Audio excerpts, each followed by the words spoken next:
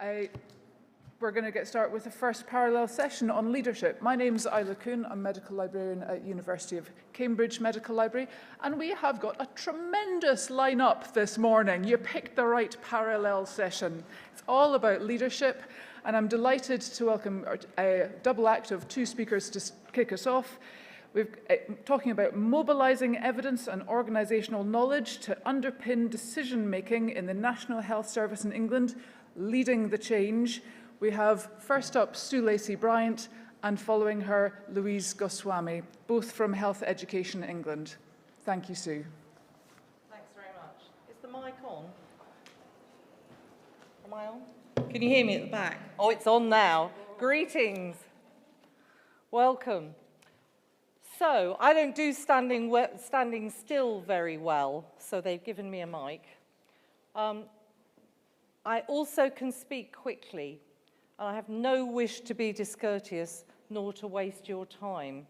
So if I speed up too much, you need to wave at me. I will not be offended. Wave if I'm too fast, okay? But for the people at the back, you're a long way away. So, okay, so the title of this is Mobilising Evidence and Organisational Knowledge to Underpin Decision-Making in the National Health Service in England. Healthcare is a knowledge industry. Applying and embedding knowledge into action is what successful businesses are about. It is business critical. And I give you a quotation from the National Institute of Health Research. Evidence does not speak for itself, but needs to be mobilised at the right time and through the right people to make a difference in decision-making. Now, I didn't come to Dublin to be an apologist for librarians. I didn't come here to speak to an endangered species. I believe that the contribution we make is critical to patient care, to someone who is rocking into a hospital right now, whether we're in education at the learning end, whether we're in research, at looking at the future and what that should be, whether we're supporting decision makers and managers. So for me, this is business critical. That's what our role as leaders is, to actually make that really loud, visible and clear. Perhaps we should add vocal to visible. And to make sure that the people being vocal about that are people like Dr. Sinclair, speaking on our behalf, so that we have a queue of people who want our services. So as Louise and I, with other regional librarians in England, are leading Knowledge for Healthcare, which is the name of our strategic programme, we're there trying to grow our business. I'm not trying to protect my business. Healthcare does not have enough librarians to deliver high-quality care that people in the 21st century are entitled to, nor does it have enough knowledge specialists to deliver quality and productivity across healthcare. So we have a big job to do, and we have no need to apologise for it. Okay, so the common challenges across Europe, I'm not going to dwell on. I think these will be restated through the conference. But clearly, it's essential. It's not just about having the right teams. It is essential that people have the knowledge and evidence that they can use. And we're going to give you an overview of the work we're doing in England to take that forward. We published Knowledge for Healthcare as a strategic development a couple of years ago. Nobody's waving yet, so I'm not too fast. Great, thank you. This was there to underpin developments. We weren't short of great innovation. None of your countries will be short of good innovation. What we're short of is spread and adoption of great innovation. We have to make this stuff visible, and we have to be willing to share and to learn from other people's experience and to apply it. And my view, as I've said, is that as a small and specialist workforce, we actually have a pivotal role to play in improving quality outcomes. This is an ambitious vision, and that's right. We should stretch to achieving ambitious visions.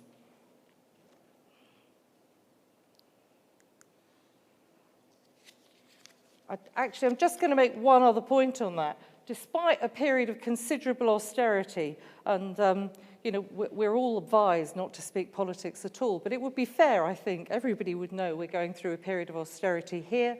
That's also being replicated across the globe, just talking to librarians last night from other parts of Europe.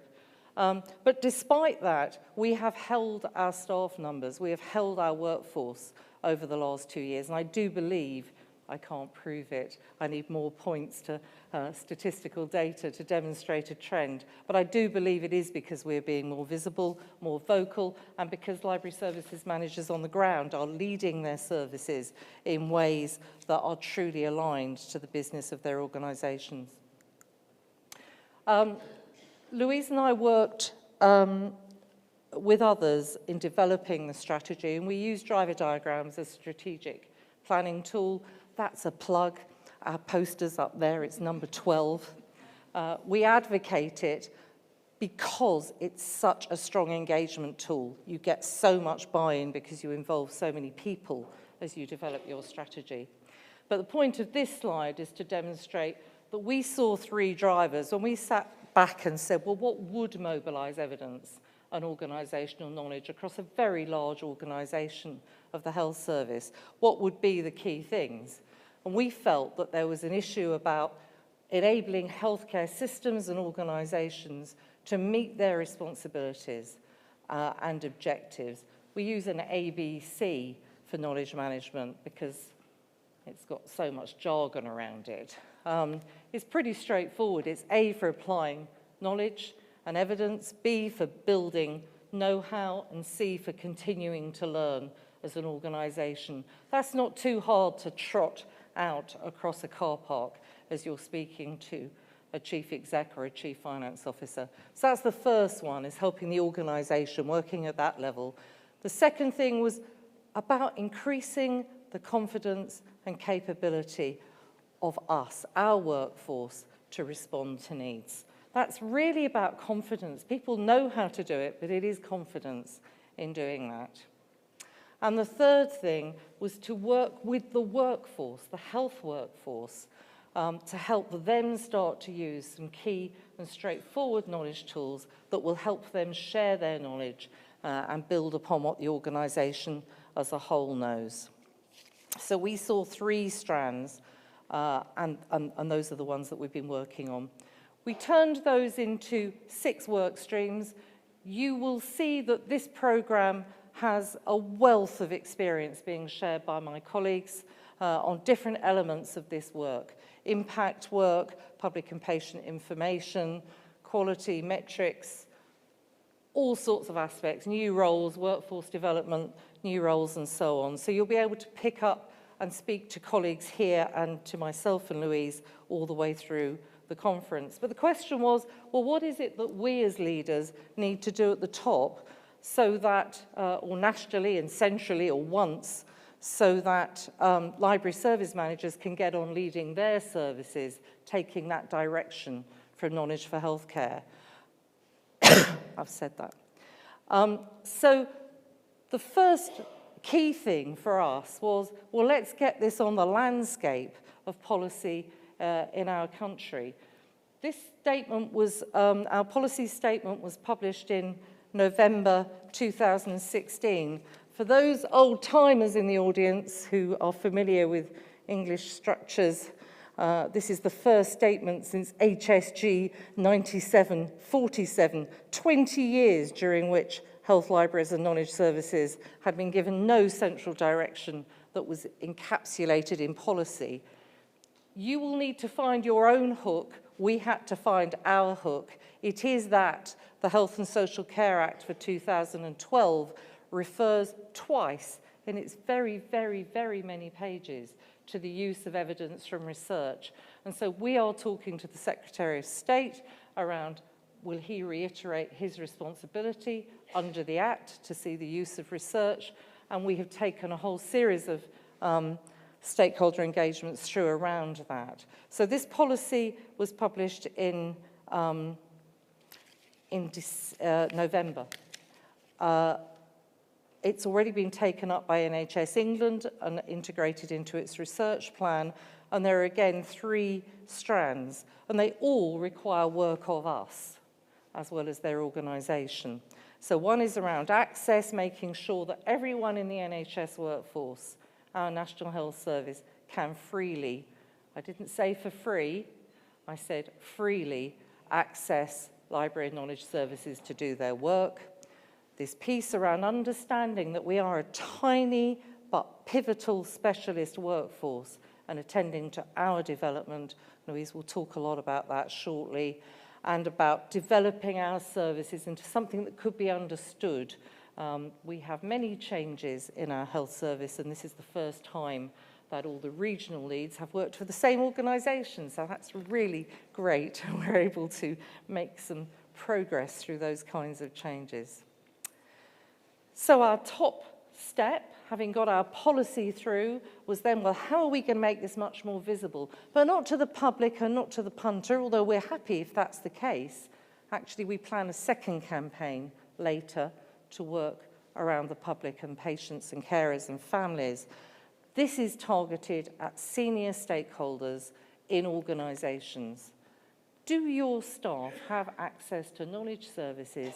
And if not, come on in, the water's warm, and we have people ready to talk to you about how you can spec those requirements, set the specification for those requirements, and talk to you about how we can ensure that we can build library services and knowledge services to support you.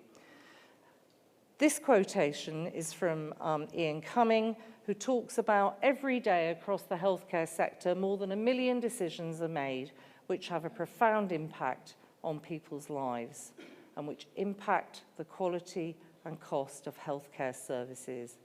Our ambition is that healthcare knowledge services become business-critical instruments of informed decision-making. That gets me out of bed in the morning. I think it gets a large number, all our workforce, out of bed. The level of engagement behind this programme has been extraordinary. We've used the programme to encourage decision makers to utilise the skills of librarians. We've used it to promote work with policymakers and providers. We're bringing, you'll understand we had to have a slight pause because we had an election. So we've had to postpone our event from May the 31st, which will now be in the autumn. And we're bringing people together at a really senior level to say, are you sure people have what they need in place? Have they got access to the expertise they need? And then a large part of this is librarians and knowledge specialists around the country getting on board with this in order to make sure that they can really demonstrate what a great job is being done and demonstrate the value and feel valued for that. So I've just described that piece too. To make this real, we've developed a whole series of tools which are being developed with the workforce to use, and I'm going to hand over to Louise. I'm going to stand still. Morning.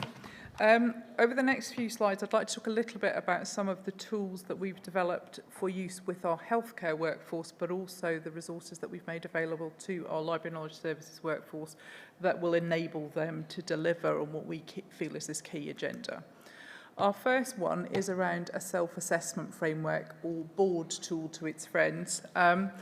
We developed this, and it's based on a maturity model, and we've taken some learning from the work that Chris Collison, who is a knowledge management consultant but previously worked for British Petroleum, and Rachel Cook, who is one of our local library service managers, who has done a great deal of work around the knowledge management agenda.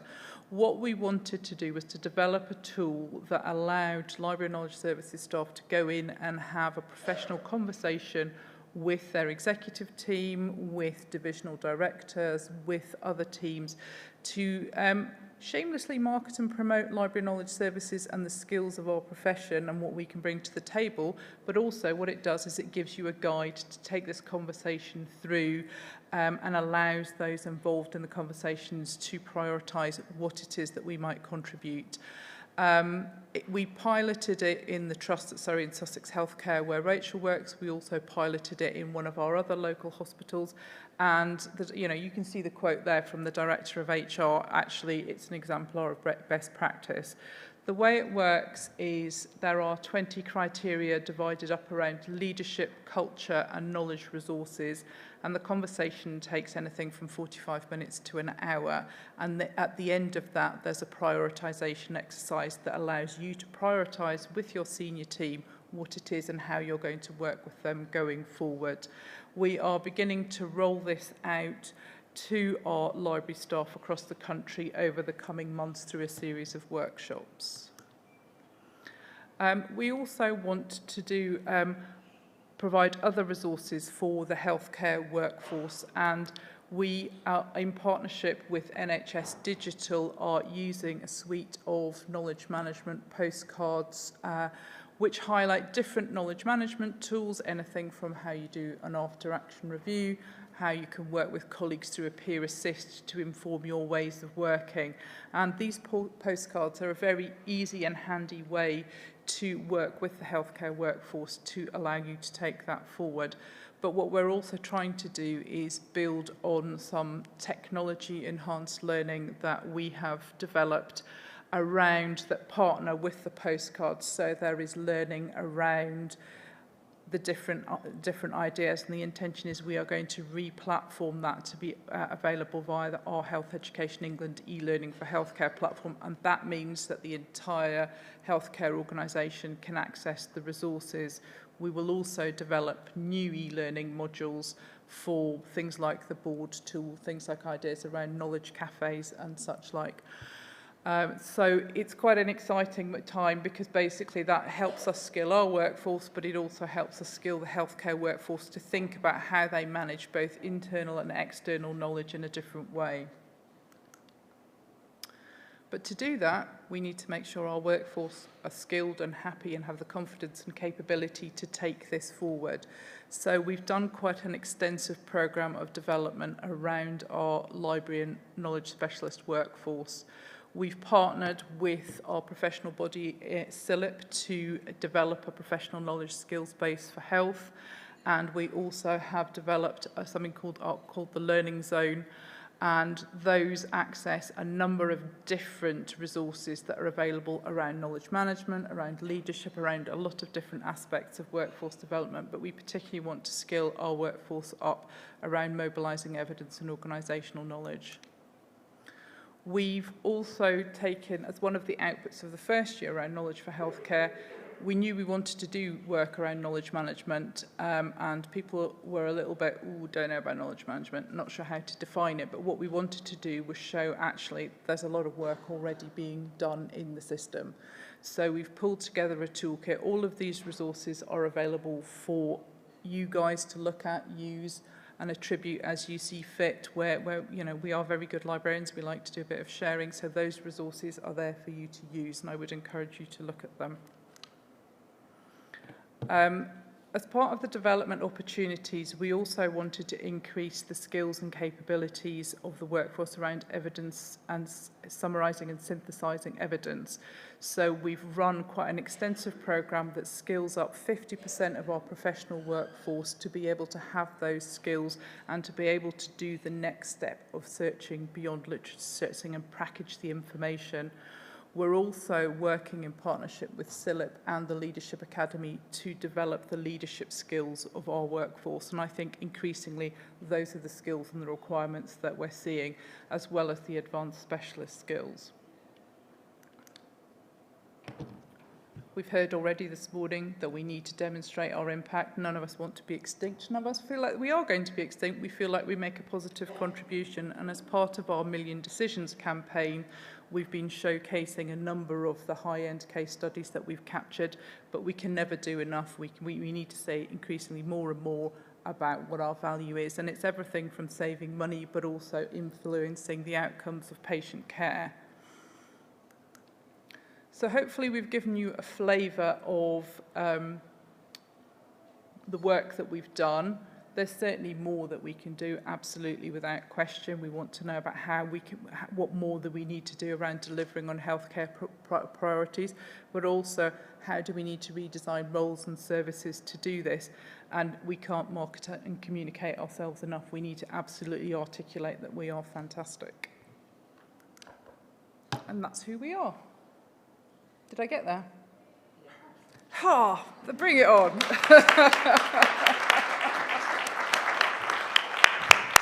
Exemplary timekeeping there, ladies.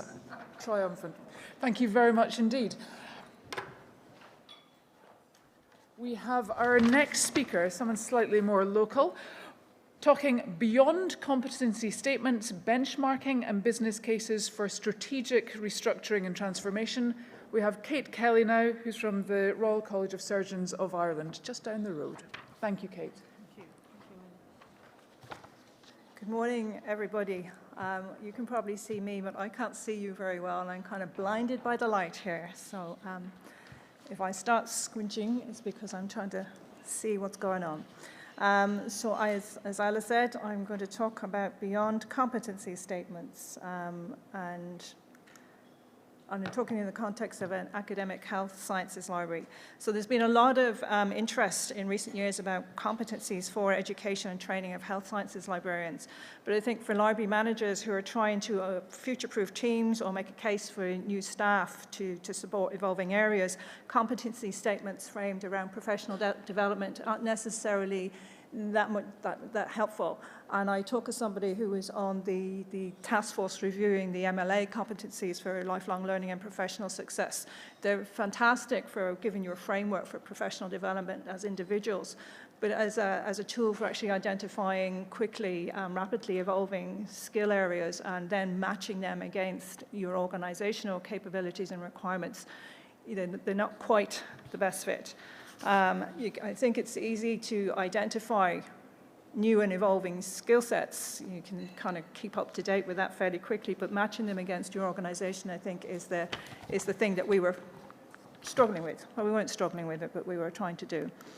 So the aim of my presentation is really to describe how we use benchmarking to identify those skill sets and the structured process that we used. I actually worked with a HR specialist in organizational development to come up with a proposal around how we would restructure our team. So that's the aim. Just a little bit about the College of Surgeons. As Isla said, Royal College of Surgeons is literally down the road, around the corner. We've been in business since 1784. We are the national training and professional body for surgery. We started as that, and we still are that. But nowadays, the RCSI is an international organization. It's got campuses in Ireland, in Bahrain, and in Malaysia. We are Ireland's largest medical school. We also have schools of nursing, physiotherapy, pharmacy, postgraduate studies, and we have a research institute. So we are quite a different beast than where we started from. And the library needs to support that. I guess when we started, we were in 2014 when we started looking at the environment that we were in. And we had been evolving since probably around 2008. And if we think of the library services as a three-legged stool, we could say our physical environment had been, we were kind of in the process of addressing that. We'd had refurbishments in 2012. And what was really driving us, we have a new building, which is actually just about to open in July 3rd. And that was our real driver when we started talking about what kind of staffing did we need in 2014. Our resources, we think, had been, addressed. We had a new financial model, and we had consistent investment in electronic resources. So we were actually in pretty good shape there. But we'd had no staff additions or change since 2002, which is quite a long time. And so, hence the, what are we going to do, our restructuring. So, aligned with that, we had a lot of challenges, and I'm not going to run through all of those. You can see them all up there. Basically, we had pursued a strategy of maxing out delegation and process improvement and task elimination. It was really trying to get back to the bare bones of what it is that we're actually here for, what are we trying to do. And in doing that, we kind of came up with this, we identified these, I'm calling them challenges rather than deficits, because we were working in all of these areas, but our capacity to do any of them really well or really deeply was really was strained. And tied to that, we didn't really have a management team as such. We were pretty flat structure, so the reporting lines and supervisory responsibilities weren't weren't clear. So hence the organizational development review. So worked with, as I said, an organizational development specialist from our HR department. These were the objectives of that review. You can see there's 4 of them.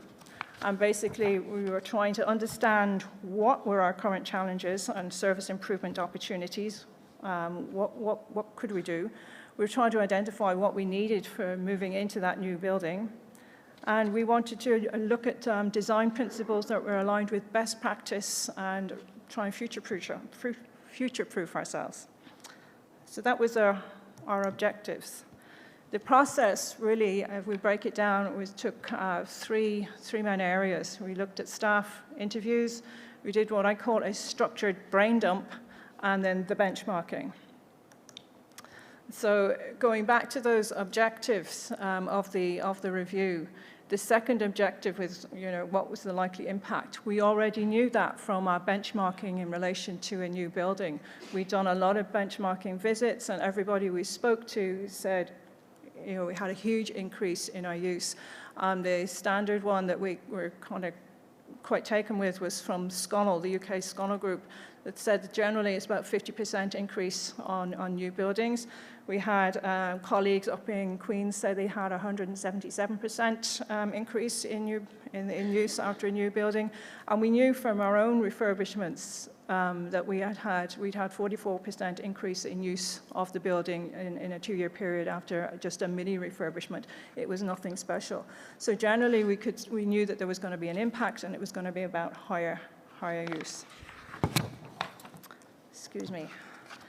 The interviews, which relates to objective number 1, which was looking at structures, roles, and activities.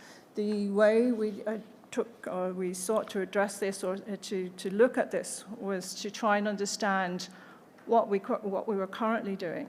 So I literally sat down with every member of staff, gave them these interview questions ahead of time. And it was really focusing people about, what is it that you want to do? Where are you going? And it was a developmental type interview, as well as trying to see where we currently are. I have to say, everybody approached that really, really professionally. People thought about that a lot, which was really gratifying. It got lots of ideas. And for me as a manager, it also gave me an indication of where people's interests and skills were in terms of development, where they saw they were going in their career, where they wanted to go in career. And equally, it showed me areas where people weren't interested, where we had skill gaps, and where we might need to put new resources into. So that was, I think, really brilliant. For me, I would recommend we do it every 5 years or so. It was absolutely really great exercise. Aligned with that was the structured brain dump, and this was the structure outlined by a HR specialist. So you see those headers there, basically the background and context were what was happening in the last 5 years, what were our performance indicators, our trends, basically looking for support that the building equals increased use, and what's going back to the core purpose of the library. What are we here to do? What is our core purpose? And that's really about looking at the strategic objectives of the organizations. The design considerations were, we checked out options for how we might organize work. So we came up with a variety of potential organizational charts, looked at how they would work if we slotted them here, there, and everywhere. So we basically came up with a series of organizational charts that all look slightly different, and what makes sense, really, in terms of what we're trying to do. The futures and trends, we relied quite a bit on the Horizon reports for libraries, which I think the first one actually came out around that time, which is quite significant. So we drew very heavily on that. The benchmarking aspect of this, and this was, was really interesting, trying to identify benchmark sites for academic health sciences, academic health science libraries was a little bit challenging. We used the Association of Academic Health Science Libraries statistics from the States, and from there we could get comparators in terms of our size, student population, budget, that kind of thing. It wasn't so easy to do for the UK and for Europe, and I think that's an interesting thing, and it's kind of something I think EAHIL could be, just thinking about. So once we had identified, so what we did, we drew very heavily on ASIL, and we used sites and institutions that the organization already benchmarked against or had relationships with. When we were looking at the benchmarking, what we were doing, in addition to that, we went to websites, and I have to say people are very generous with what kind of information they put out on their websites about their organizational structure. We were particularly looking at organizational charts, so you can actually understand how a library service is structured and the type of skill sets that are where they're fitting into the overall organization. We were looking at job titles, and we were looking at services. In addition to that, we were monitoring jobs that were advertised, particularly in Ireland and the UK, and we followed up with looking for job descriptions. And again, people are very generous about sharing their internal information. As a result of that, these are our benchmarking sites. You can see they were from the US, Ireland, Europe, and Australia. And these are the trends and observations that we identified. And again, this is in 2014. If I was doing it again now, I think there would be others that you would identify. But the common titles there are around customer services, around research support, about education and academic liaison, collectional resource management, clinical librarians and informationists, and the ITs and systems, the digital structures. Similarly, the services were aligned around that, and the size of the management team was one of the things that we were really interested in looking at. We found that no management team had less than 3 people, and the biggest one that we found in an academic health sciences library context was 13, which is was interesting. As a result of that, we did a business case. This is the business case outline, and these are the headers. And we, as you can see there, we costed it over 6 years and how that would all be. We had a transition plan and a communication plan. That was a kind of probably about 40-page document with appendices that included all of the organizational charts and information that we had gleaned from our benchmarking research. And that then had to get whittled down to 10 slides for our senior management team to make a decision.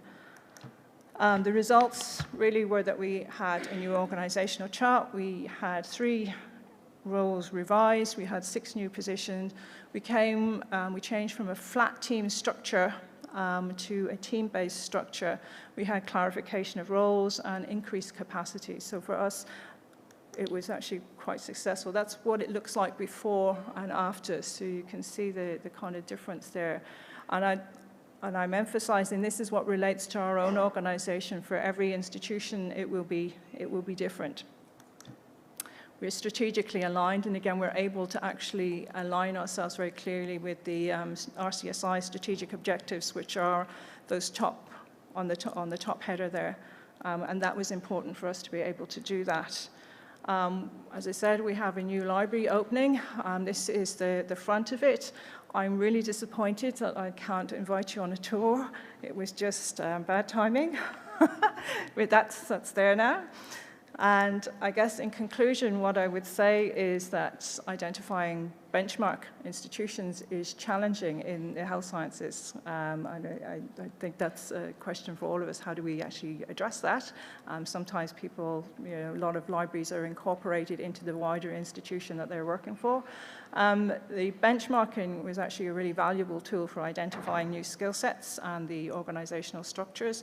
And I think working with a specialist in organizational development was actually the best thing that we actually did. So take organizational help where it's available. I think that's my time. Extraordinary.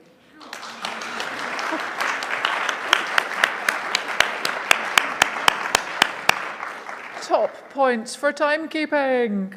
Love it. So, third speaker is presented as a double act on your programs, but is a single presenter today, presenting Diversity is the Key Ingredient, a phenomenological study on leadership effectiveness and development in academic health science libraries in the United States. Dr. Rick Fote, presenting alone. Thank you.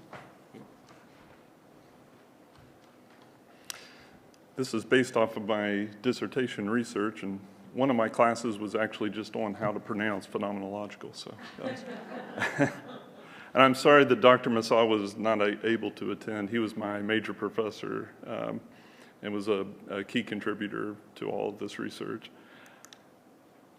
You're going to see a lot of points that were brought up by Michelle Kraft, and so really she stole my thunder, talking about some of the challenges of leadership in academic libraries, and this really medical libraries, hospital libraries.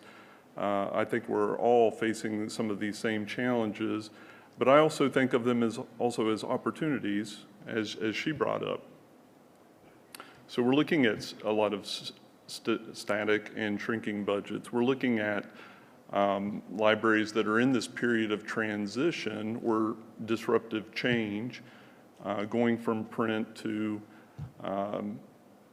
electronic, different types of technologies that we're being faced with, competition from the internet. I love the fact that she brought up her son doing the wrestling.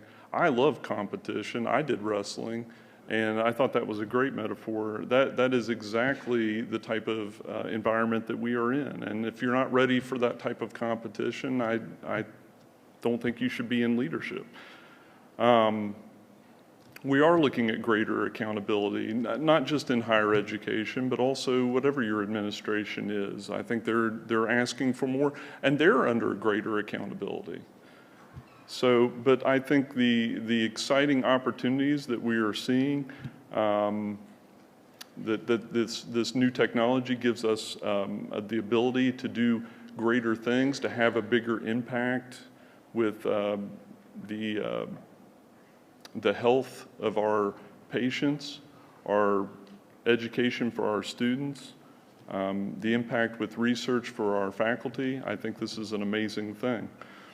So libraries, I put we need to be able to demonstrate good stewardship and return on investment, and that is sort of that, what kind of statistics are we going to be looking at instead of those old type of statistics like circulation statistics and those type of things. So effective leadership to me, when I was thinking of becoming a director, I thought this is going to be critical. We need good leadership if we're going to take advantage of those opportunities and meet the challenges that we're facing as libraries. And one of the points I want to make, this is actually from an article that Sharon Weiner wrote back in 1990, but I think is still applicable today, is that perceived effectiveness of the library director and the library is very closely associated. When you're talking to administrators, when you're talking about the library director, they think the library. So those things become synonymous. So when you're a library director, and really anybody that is a leader in the library, you are the face for that library. And so adequate funding a lot of times goes off that idea that if they perceive that person as being effective, then they feel like, okay, I'm willing to put money into that library because I know it's going to be well spent and I'm going to get a good return on investment because they're confident in that person. And so it's very important, effective leadership for that library director, and I'm using that as kind of a general term, is very important for the library as a whole. So just to give you a background on my dissertation research, I was drawing my research participants from academic health science library directors at public research universities with a very high research activity. This is based off the Carnegie classification. if you're familiar with that. And this is for libraries in the United States. And so my purpose was, I was doing this qualitative phenomenological study. I was wanting to understand how academic health science library directors experienced leadership and how this related to their understanding of effective leadership. What did that mean to them? My personal definition, if I was just going to come up with something for effective leadership, is basically, accomplishing goals, using your influence as a leader to accomplish goals. That's my personal definition, but I was wanting to see how they defined it and how they experienced their leadership and how they got to be leaders. So that was what I was intending. So you can see my reference questions there. I'll briefly go through the methodology because I don't know how interested you are in hearing all about phenomenological qualitative research, but phenomenology I thought was a very good research approach for this because leadership is actually a very abstract type concept. I found one book that said, the author said that he had found over 200 definitions for the term leadership. So it's not something that is easily defined or understood. There's thousands of books on leadership. There's many approaches to it, but it's one of those things that's very hard to just very specifically define and understand. And so I was trying to understand these very specific experiences of these library directors. And so the way phenomenological research works is you're trying to get to the essence of their shared experience. They're all directors at academic health science libraries, so I wanted to get to the essence of their experience, and so that's what I used. The theoretical framework was Bowman and Deal's 4 organizational frames theory and Rosser's 7 domains leadership model. If you're not familiar with Bowman and Deal's, I highly recommend it. I think it's in the 7th edition. It is extraordinary, especially if you're working in sort of in a higher education environment. Higher education is like a whole different level of complexity when it comes to organizations and leadership. So it does a very good job of helping you understand and breaking the code of how to lead in an organization of that level of complexity. I used phenomenological semi-structured interviews. There was 11 academic health science library directors that participated. The interviews were transcribed, encoded, and I used thematic analysis to analyze the data. So 3 main themes emerged. Understanding leadership, there's a path to leadership, and measuring success. I could quite literally write a dissertation about this because I did. So I'm going to try to give you the highlights of this. So what it takes. This was a bit of a surprise to me at first, that one of the first things that they talked about was there is a price to pay when you enter leadership at this kind of level. There's a mental price, a physical price. They talked about things that they had to do to kind of keep their energy up, to keep their mental focus. There's almost like a spiritual price. You're dealing with people. It's not an easy job to do. So they talked about, boy, if you're going to go into this, you need to have your eyes wide open. It takes a lot to become a leader and to be a library director. It's very interesting that each one of the participants spoke about this and brought this up. Is important about building a team. Everybody talked about building a team, and it's not just getting the right people on your team. Sometimes it means getting the wrong people off your team and getting the right people in the right spots on your team. These are all parts of building a team and getting them to work together in the right way. This, I thought, was very important. Advocacy and credibility. That is a major part of your job as a leader in libraries, is advocating for the library. Some of the people that just spoke, which you guys did a great job, thanks for setting the bar so high for me. Advocating for the library is maybe the #1 job of the library director. You are the face of the library, and finding those revenue streams and convincing everyone how important the library is. Because what we do, it does make a major impact on people's health. And you know, for my institution, you know, we're training doctors, nurses, dentists. So it's important for those students' education. And a lot of that, being able to advocate, you have to have credibility. If you don't have credibility, you're not going to get very far with your advocacy. Being aware of your environment. Maybe you don't think about this, but this is not just knowing the trends of what's happening in libraries. It's also knowing the trends of the politics of your state or your county or your institution, who to talk to, who you can call if you need to get something done, to grease the wheels, to make something happen, to get that opportunity that you need, and to be able to create a vision so that your staff, your librarians know where you're trying to go and what you're trying to accomplish. The path to leadership, I'm going to talk about the breadth of leadership is my one that I'm going to focus on as far as the diversity element to this. But once someone knew that they were going to be or wanted to be a director, there was a lot of focused preparation. That's when they really started trying to take classes or workshops on leadership. Everybody seemed to mention mentors and how important mentor relationships were if they were going to become a director. And then recognizing and developing leadership talent.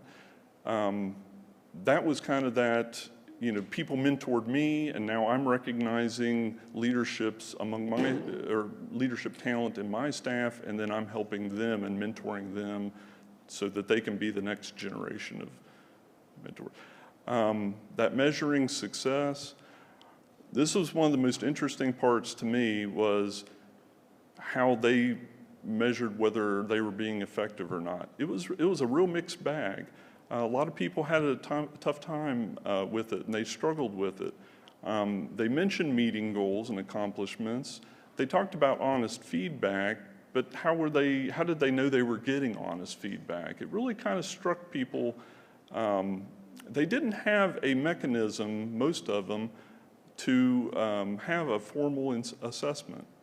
A lot of them, it was very informal. And so I think there's an opportunity there that we really need to develop some sort of a formal assessment for these leaders to be able to determine how effective they are being. I think that is a real important element that we need to see if we can move. I'm going to go back to the breadth of experience, or we could call it diversity of experience.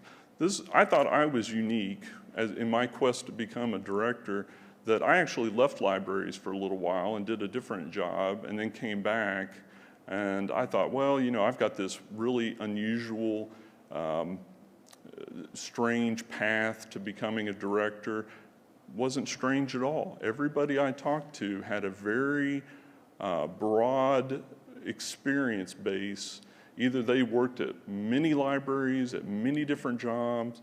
They had unusual degrees. I talked with one person that had a law degree, which to me seemed, I was surprised at that. There's another person that had a master's degree in business administration, so an MBA. They worked at, some of them had done the same thing where they had left libraries and worked something else and came back. And they all credited that to them becoming a director because of that breadth of experience and that diversity of experience. It prepared them for working with different kinds of people. It prepared them for having worked in all the different types of libraries. Some had academic library and law library and then medical library. And so each of those elements taught them different things. And so gosh, I didn't see that right there. Sorry about that. The quote I ended with, I thought, was a real good summation that one of the participants gave us. Was every job, I think, gave me a little more in terms of broadening my experiences to lead up to being a director, so that by the time I became a director, I was pretty comfortable with the various components of running a library. And so I think that was a very important part of that development. And then once they got to that, then they focused in on very specific leadership courses, classes, and that type of thing.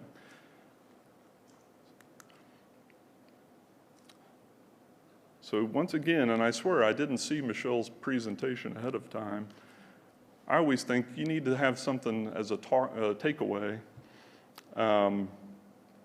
That diversity of experience and education, I think that is absolutely critical to leadership development.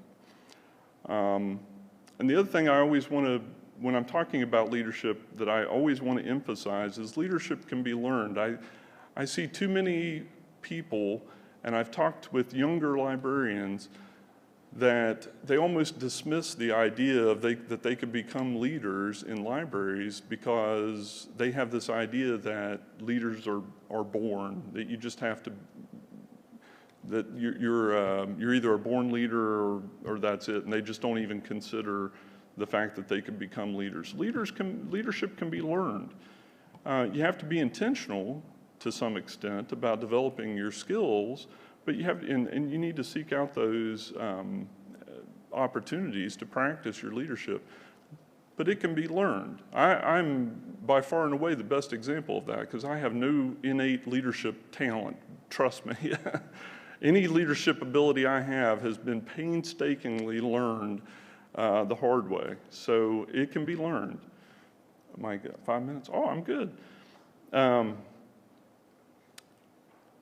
And one other aspect I wanted to bring up, and this is, I'm really kind of shoehorning this in, but I thought this was really important to bring up, was there really is an internal and external aspect to leadership that maybe is not obvious to people in libraries, in my opinion.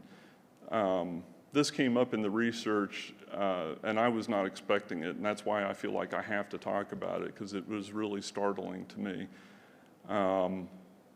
So when you're a library director or something, of course there is the elements of you're managing a budget, you're handling personnel issues, you're providing that, you're developing staff and putting them in the right position, maybe building a vision, those type of things. Those are very important, very, very important. But you can delegate that to some extent.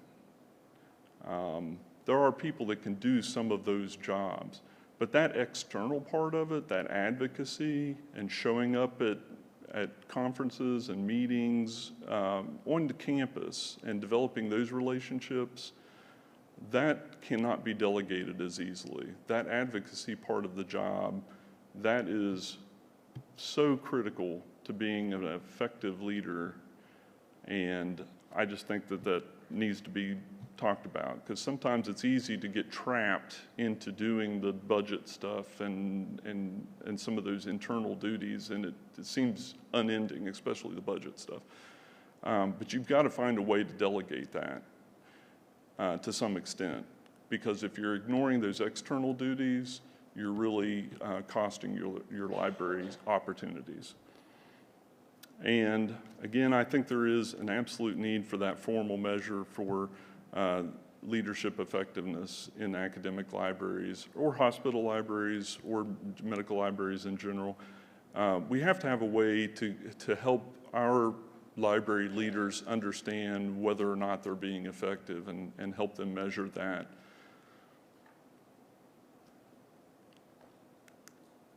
And so that was it. Look at that.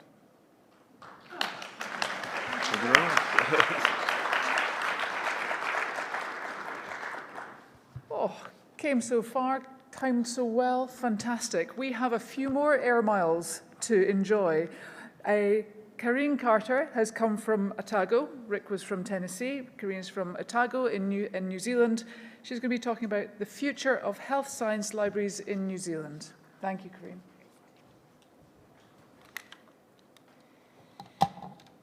Kia ora and hello.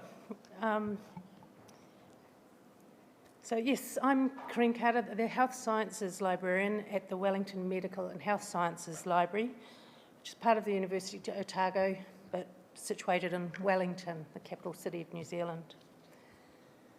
The aim of my presentation today is to give an overview of the Health Sciences Library landscape in New Zealand and our role in developing a strong health workforce. Additionally, I'll be talking about a report produced by a University of Otago working party that was formed to look at the future of health sciences libraries within the university and across New Zealand.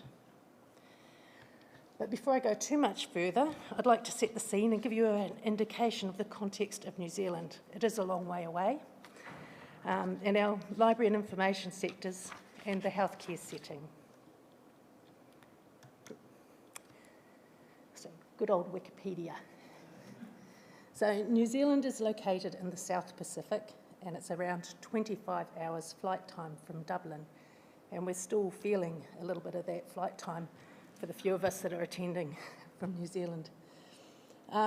New Zealand consists of two main islands, the North and the South Islands, and we have a West Island neighbour that is maybe better known to you as Australia. So, our population's approaching 5 million and is a multicultural mix of races and religions. Our tangata whenua, or our indigenous population, are Māori, and Auckland has the largest Polynesian population in the world.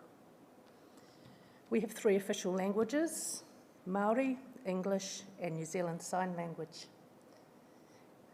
We were the first country in the world to give women the vote in parliamentary elections from 1893, and just coincidentally we're in an election year with our election scheduled to take place on the 23rd of September.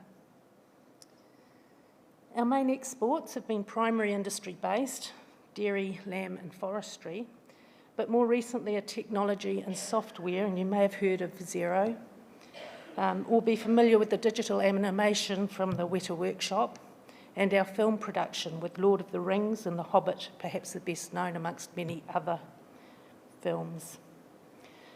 And we've produced a few entertainers, such as Carl Urban, Sam Neill, The Flight of the Conchords, and Lord, that you may have heard of. But libraries. We've got libraries in all sectors, public, school, tertiary, special, and the special includes health, law and government. We do have a national library and around 305 local public libraries throughout the country. New Zealand has a long-established interlibrary loan system and a strong history of collaboration across all sectors. And our professional association is LIANZA, the Library and Information Association of New Zealand Aotearoa, which has over 2,000 members linked to 6 regions, as well as a number of special interest groups, including the Health SIG. So, healthcare in New Zealand. The New Zealand health system is a mix of public and privately funded care. Most health and disability services in New Zealand are funded publicly for eligible people. Government funding of health and disability services means that those eligible may receive free inpatient and outpatient public hospital services, subsidies on prescription items, and a range of community support services for people with disabilities. The health system's funding comes mainly from Vote Health, or central government, which totals just over $16.142 billion in the 2016-17 financial year. Other significant funding sources include the Accident Compensation Corporation and other government agencies, local government and private sources such as insurance and out-of-pocket payments. And that's where people will pay for their own health care. As noted in the slide, the district health boards are responsible for providing or funding health services in their district, and there are 20 DHBs in New Zealand. New Zealand has 8 universities, and a number of other tertiary institutions, including institutes of technology and polytechnics, wānanga and private training establishments. Medicine and surgery and their associated specialties are taught out of the University of Otago and Auckland University, and there are currently 4 schools of medicine in Dunedin, Christchurch, Wellington and Auckland, with Dunedin being the oldest, founded in 1869, with courses in medicine commencing in 1875, and Wellington, my campus, the youngest. We're in our 40th year. The Christchurch and Wellington schools are part of the University of Otago. So in the health sciences, Otago's Dunedin campus also teaches dentistry and dental technology, medical laboratory science, pharmacy and physiotherapy. My campus teaches the radiation therapy at both undergraduate and postgraduate levels, and Auckland also teaches physiotherapy and pharmacy, as well as optometry and vision science. Nursing is mostly taught at the undergraduate level out of polytechnics, although Auckland and Massey universities and the Auckland University of Technology also offer nursing degrees. And the postgraduate nursing is taught out of Otago, Auckland, Massey and Victoria universities. The number of health sciences libraries in the United States sits at about 2,500, with a similar number outside of the US, I believe. In comparison, we've got 26 health science libraries in New Zealand within the Ministry of Health, the universities and the DHBs. Additionally, there are libraries with non-governmental organisations, polytechnics and private training establishments that have a health science component. All of the 20 DHBs have some sort of library service. However, staffing and services vary considerably across the country, from 0.5 FTE to around 5 staff, but sort of sitting on around 2 to 3 full-time equivalent staffing. There's a trend towards regional consortia access for some resources, and the librarians in the health sector are strongly supportive of each other. But at this time, there's no consistency of approach and no support from the ministry to move this forward on a national basis. Many of the DHB librarians come together at least once a year via the Health SIG, which coordinates a 1 or 2 day study program for information sharing and professional development. So the future of libraries is a common theme internationally, and no less so in New Zealand. And it was recently the focus of a University of Otago working group with the emphasis on the health sciences libraries. So in 2015, the Pro-Vice-Chancellor of Health Sciences at the University of Otago tasked a working group, which I was part of, to consider the health sciences libraries of the future, specifically looking at the University of Otago libraries, but also taking a wider view of New Zealand and the relationship with the district health boards and the health workforce.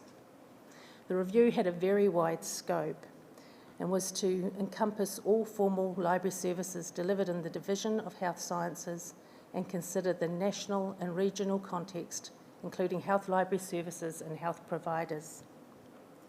The internal driver was ensuring that all Otago students, wherever they're based, enjoy an equitable access to library resources and services. As mentioned earlier, Otago has the 3 medical schools in Dunedin, Christchurch and Wellington, but as you can see from the map, we also have students on placement throughout the country at various hospitals and centres.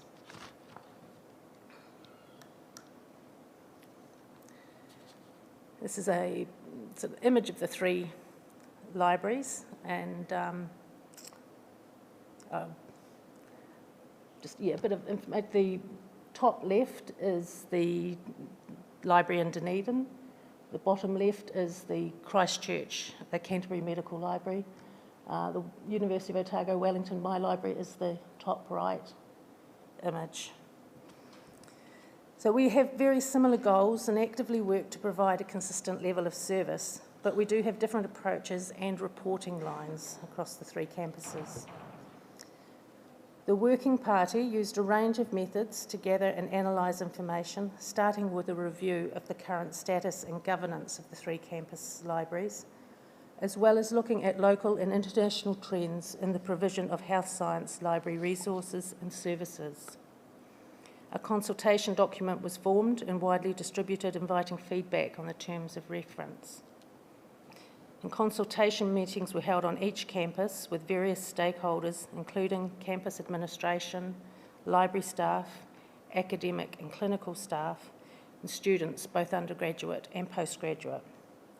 Discussions included the 3 main district health boards in the university's operational area, representatives of the South Island Alliance, which is a whole of South Island group, as well as the Chief Medical Officer of the Ministry of Health and the Executive Chair of the Health Workforce New Zealand. Verbal and written feedback received was considered to be excellent, comprehensive and thoughtful. The consultation indicated that libraries and librarians are highly valued at all levels of the institutions consulted. There was, however, a clear lack of understanding of the complexities and costs associated with publishing, licensing, and the provision of resources, as well as the variety and value of services provided by librarians. That lack of understanding began with the Working Party. These weren't librarians. And it was a steep learning curve for some, with acknowledgement and change of opinion occurring as the process continued, particularly in relation to what constituted library spaces. So in relation to the physical space, it was initially believed that the study space in particular was not the domain of the library. However, consultation showed that a range of users valued what they clearly labelled as library for study, research, collaboration, and being able to focus on the task at hand, away from home and work distractions. Both library staff and users also noted the importance of opportunistic and ad hoc contact with library staff who might be called on by an individual or group to help with search or accessing resources.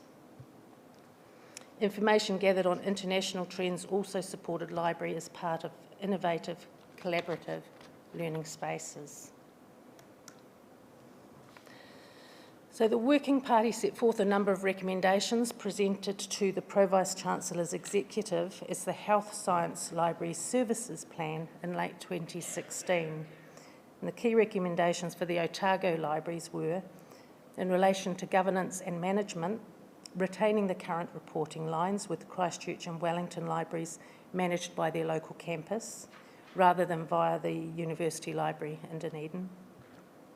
Developing greater consistency in delivery and access across the 3 libraries by utilising the Health Sciences Libraries Group, increasing our meeting frequency to 4 times a year, and providing an annual report via the University Librarian to the Pro-Vice-Chancellor.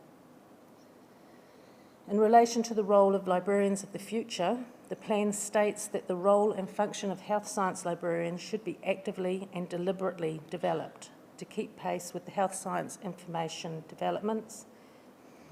And future design needs to include integrating a changing landscape while promoting ease of access to library expertise for staff and students. In relation to facilities, health science library spaces are moving from being designed around books to being designed around people and learning. The Working Party considered that all 3 campus libraries required a significant change and upgrade to bring them into line with the goals laid out in the Division of Health Sciences Infrastructure Master Plan and the University of Otago Campus Master Plan. And that a core requirement for future facilities is flexibility to facilitate increased occupancy through the exam period, as well as being able to change as new learning aids and ideas emerge. Access was also considered from both the electronic resource point of view as well as access to librarian expertise. Information technology infrastructure and remote access is an absolute requirement, with students located throughout the country and for some papers throughout the world. and this was acknowledged as a strategic direction within the university's information technology services. On a local level, there are differences to what electronic resources university staff and students have access to and what our district health board staff are able to access, largely due to licence restrictions, networks, and of course cost. Making the reasons for the differential access more explicit was recommended as part of the report. Access to librarian expertise in the context here was for staff and students working away from the main campuses, and we're in the process of implementing library chat within our core library hours. In relation to storage, there was an acknowledgement of the significant changes to physical collections, as well as the importance of historical collections. And as the university with the country's oldest medical, physiotherapy and pharmacy schools, and the only dental school, there is an obligation and duty of care to future generations of students and researchers to preserve, manage and make available material that tells the story of the nature of research and the clinical practice over time. So the overall vision is for integrated health information management, whereby all health consumers, health providers and health students have access to a quality health information resource service with access provided to each cohort as appropriate to their needs. And such a service would be tiered, national and comparable across the country. But within the Division of Health Sciences, the library services, including evolving librarian expertise, remains a key component of the increasingly integrated learning and research environment. And the overall vision is for spaces where students, staff and health practitioners spill out of flexible formal teaching and studying areas, possibly including simulation, into informal, interactive social spaces and information resource areas provided with librarian support, quality IT and distance technology. So, the Library Service Plan is not a revolutionary document and is not a mandate to make wholesale changes to the way the University of Otago libraries provide resources and services. It does acknowledge the various facets of library and librarians and their role within the university, and it has used the strategic frameworks within the organisations to help position the libraries, particularly within the division. The health science librarians and the university librarian are looking to use the document to strengthen our relationship with the Pro-Vice-Chancellor, to produce clear actions and outcomes, to reinforce the value that the health science libraries in particular, and to the learning and research outcomes of the university. One of the goals we have agreed to, and which I'm taking the lead on, is developing a competency framework for our librarians, which will be tested at my campus and then across the other two health sciences libraries, with a view to roll out across the other university libraries. We are a work in progress. Thank you.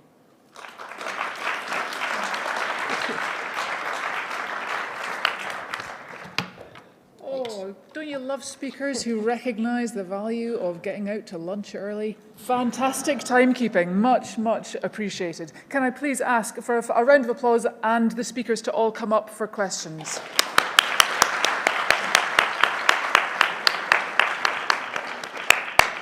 Now, I hope you've all been sort of gathering up your questions. I know I have throughout this session. So I don't know if we have a roving mic, so what I'm going to do is ask if you have a question, stand up, shout it out, I will repeat it, and hopefully you can correct me if I've got it right or wrong, and then we'll ask the speakers to respond.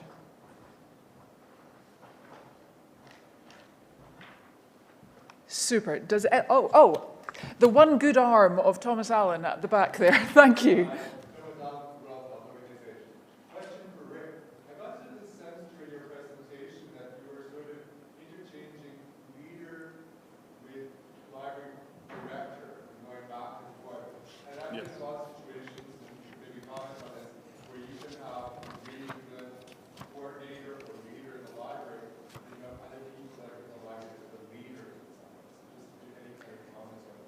So just to repeat for the rest of the group, in case they didn't hear, it's a question about library director equaling or perhaps not equaling library leader. Yes, I did that intentionally because, just as you said, I actually used my dissertation to successfully get an associate director added at my library so that I would have someone to delegate some of those internal duties to. And so he manages the operations of the library, and it allows me to do some fundraising, which we desperately needed. So he manages our coordinators, and I'm turning over some of the budgetary duties too. So I definitely consider him to be one of our leaders, though he's not a director. So I tried to mix it up a little bit and was using library director more as a generic kind of term. Yeah. Thank you. Do we have another question? Marshall, thank you. You do need to speak into the mic so that the people online can hear the question. I have a question for anybody on the panel who would like to answer it, probably more than one of you, I hope. You have all done pieces of research to inform what happened there, phenomenologically or more easily said methods. And what I would like to understand, or what I would like all of us to benefit from your experience on is how you got to the point where you felt you understood the methods that you needed to use enough to be able to apply them without. Because I want all of us to be researchers. I love a complicated question, Marshall. Thank you for making me repeat that. So it was about getting to the stage of being confident with the research methods or the correct research method to get the results and get the answers that we need. Give her. To carry out the research appropriately. To carry out the research. No matter what the answers are. To carry out the research appropriately. Thank you. Please, speakers, jump in. Right. Well, for me, it was pretty easy because I was in a doctoral program, and so I had Dr. Masawa, who was not here. He's an expert in phenomenology and grounded theory, and he was able to guide me through the whole process. And I think that's something that you need to have. You need to reach out to someone who can really who knows the theory and can really walk you through it. I feel the same way. I've looked at some of that and thought, I'm not sure I feel confident in how to approach this, and I certainly don't want to do the research or to try to publish something and then not have done it correctly and someone just, tear this apart and show that I didn't do it correctly and didn't know what I was talking about. So it's, I think you need to reach out to somebody and have them guide you through it until you feel confident. Does anybody else want to comment? Sue? It's probably not the answer you're looking for. So in my career, I've worked on a research project around librarianship. That's very, very long time ago. I've done ethnographic research personally as part of a master's program, which I did later on to do with the way that we did postgraduate diplomas when we started masters later. So again, I had access to research support. In our field, I'm a very big fan of the adoption of quality improvement techniques. And there is science around improvement science. So I would really encourage people to be looking at that science alongside this. And that takes you into areas around engagement. And for Knowledge for Healthcare, a huge amount of our work was around engaging, listening, very much like the work that you've described, and taking forward what we could see coming out of the Horizon scanning work. So I'm a big fan of implementation, and I'm a really big fan of quality improvement science, if that's of interest. Seeing Andrew in the audience and having had my head exploded by his realist reviews, it seems that a highly appropriate methodology for a lot of library quality assessment, what works for whom and why, and under what circumstances. Maybe that's a route to improve as well. Anybody else want to comment from the panel? Any other questions? An arm at the back, Andrew. Thank you. Yeah, it's really a follow-up question to Marshall's excellently posed question. There seems to be a tension between having the research or the evidence to support what you're doing and the role of advocacy. And they're not the same thing. Research tends to be boring and average and not a very powerful lever, whereas advocacy tends to be stories and transformational change. And I just wondered if any of the speakers would like to comment on that sort of balance between having an evidence base for what you're trying to achieve, whether it be on an organisational or a country level, through to actually sweeping people along with you, changing opinions. Sue, I can see that you're itching. So I think we need to use the evidence from healthcare as well as the evidence from librarianship.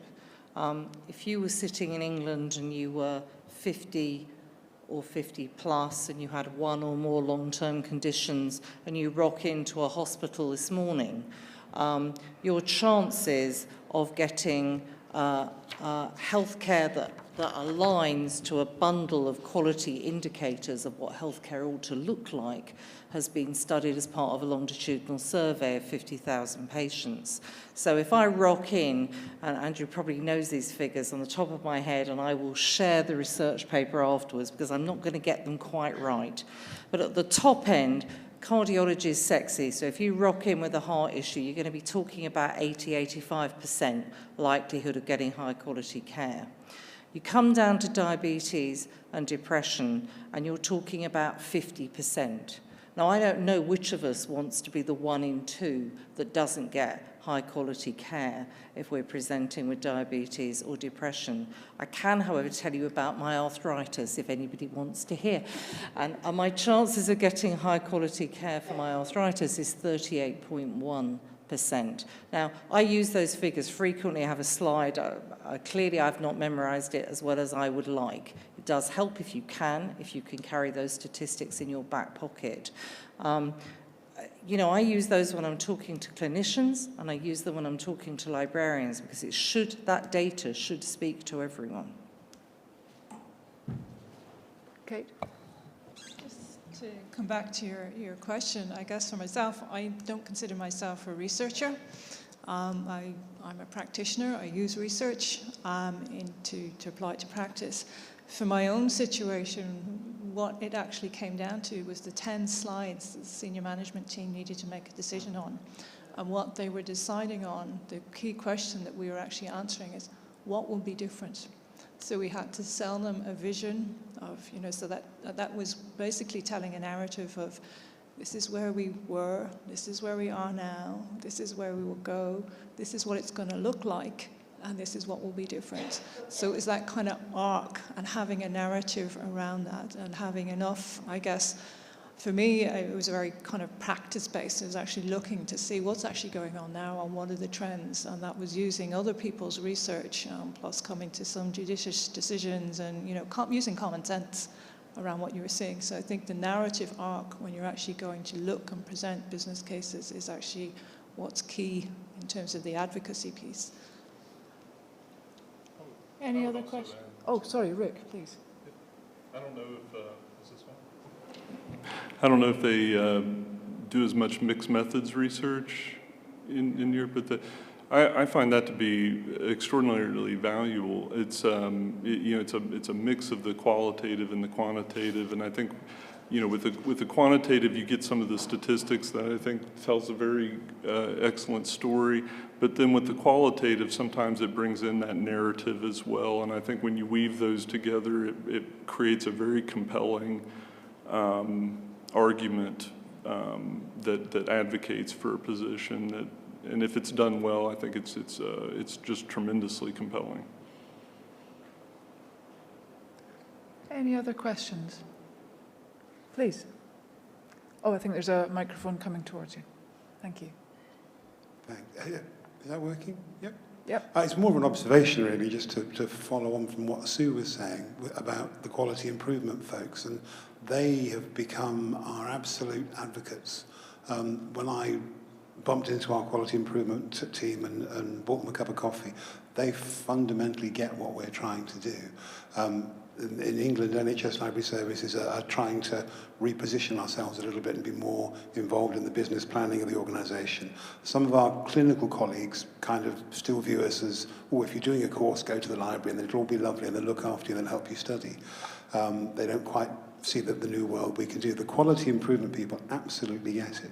And so if you've got access to anybody who's got quality improvement in their job title, do a bit of schmoozing because they've been an absolute godsend for us. Super. Another question. Do you want to pass the microphone across? Thank you. I probably don't need this. I'm from the north. for our people enjoying the live streaming, please. Okay. Sorry. No, this was the question for the ladies dealing with the NHS and the resource, and it all sounded fabulous. But in practice, I'm in a university. We have affiliated hospitals, and we have a minefield of licensing problems. How do you deal with that? I was actually looking at the site, I think last week, University College London, and all the NHS people there get access, full access to the resources. They're registered, they're allowed to do that. I don't have that ability. We're restricted due to our licensing arrangements with the academic staff and get a different number of resources than the NHS staff, even those that teach on courses. So I'm just wondering how you deal with that. While Louise is warming up to that, there's a masterclass from Elsevier afterwards, isn't there? So, can you hear me? Perfect. It's about negotiation. It's about having the conversation. Do I need to press the button? Oh, it just comes closer. I can use my best mummy shouting voice if you like.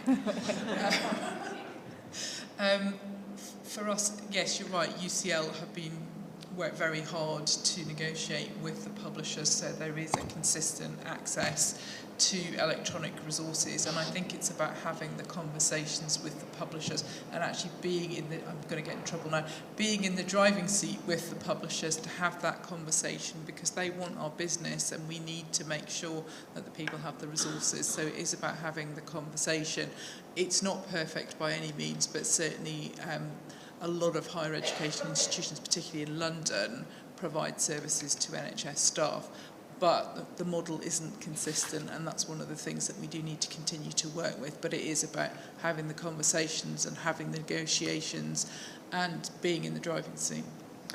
Kate, did you have anything about because you were talking about the disparity between District Health Board staff and also university staff, and it was a similar issue in New Zealand as well. Yes, that's right.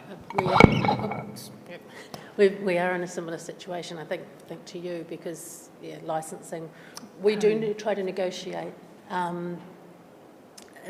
licenses for. Well, again, this is probably one of the differences between the campus libraries. My library is a university library, but we are also the clinical library for our local DHB. We provide services and resources on a contractual basis to them.